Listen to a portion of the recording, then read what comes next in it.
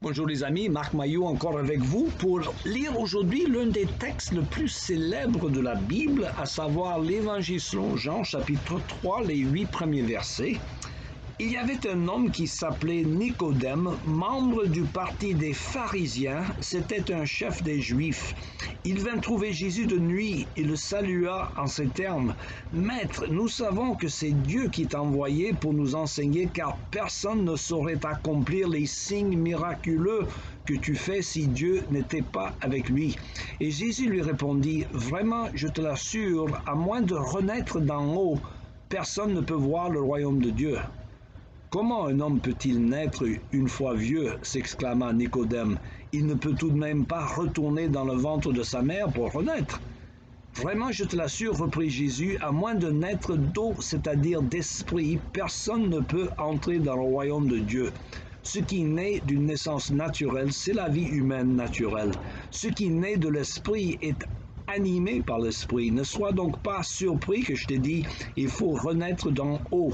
Le vent souffle où il veut et tu en entends le bruit, mais tu ne sais ni d'où il vient ni où il va. Il en est ainsi pour quiconque est né de l'esprit. » Fin de la lecture.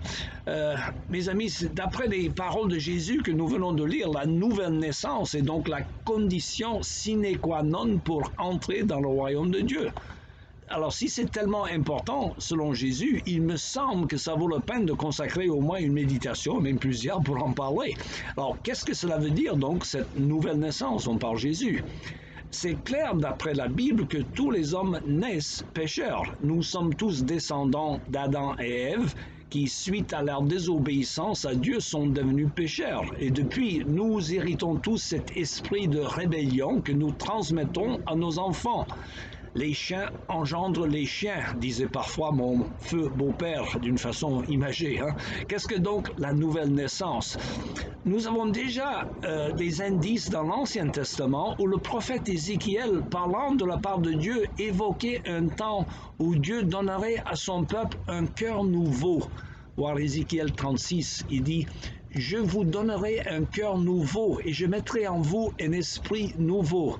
J'ôterai votre corps, de votre corps le cœur de pierre, et je vous donnerai un cœur de chair, un cœur qui aime Dieu. » L'apôtre Paul parle de ce phénomène dans le deuxième épître aux Corinthiens, chapitre 5, où il nous dit: « Si quelqu'un est en Christ, il est une nouvelle créature. Les choses anciennes sont passées et voici toutes choses sont devenues nouvelles. » Alors, de quoi s'agit-il exactement? Il s'agit de reconnaître que devant Dieu, on est pécheur. Je suis pécheur.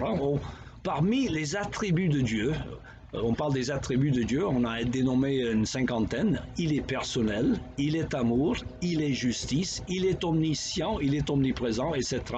Mais c'est celui qui engendre ou qui devrait engendrer la crainte chez les hommes, c'est le fait que Dieu est saint. Saint, saint. Il ne peut pas tolérer ce qui est impur dans sa présence. Et c'est d'ailleurs la raison sans doute que les hommes sont presque toujours affolés dans la crainte devant les manifestations du surnaturel dans la Bible. Lorsque Dieu se manifeste de manière spéciale, comme il fait parfois par ces expériences qu'on appelle des théophanies, les hommes sont craintifs, voire terrifiés. Alors pensez aux Hébreux, lorsque Dieu se manifeste au peuple d'Israël sur le mont Sinaï, ils ont tellement peur de mourir qu'ils demandent à Moïse que Dieu ne leur parle plus directement, mais qu'il parle à travers Moïse.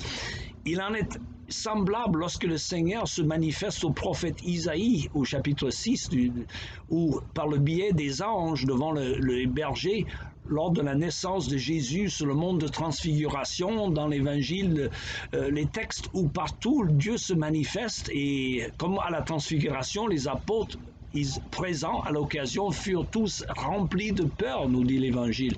Alors nous avons peur de Dieu car il est saint et nous sommes pécheurs. Mais en confessant nos péchés devant Dieu, c'est-à-dire en reconnaissant que nous méritons tous sa juste condamnation et en acceptant l'œuvre du Seigneur Jésus-Christ mort sur la croix à la place des pécheurs, nous avons le pardon de toutes nos fautes. C'est la nouvelle naissance de celui qui passe par cette expérience. La question est pour chacun de nous, mes amis, sommes-nous sûrs d'être nés de nouveau? Comment en être sûr? Alors, est-ce que vous êtes sûr que si vous devriez mourir aujourd'hui, vous iriez au ciel?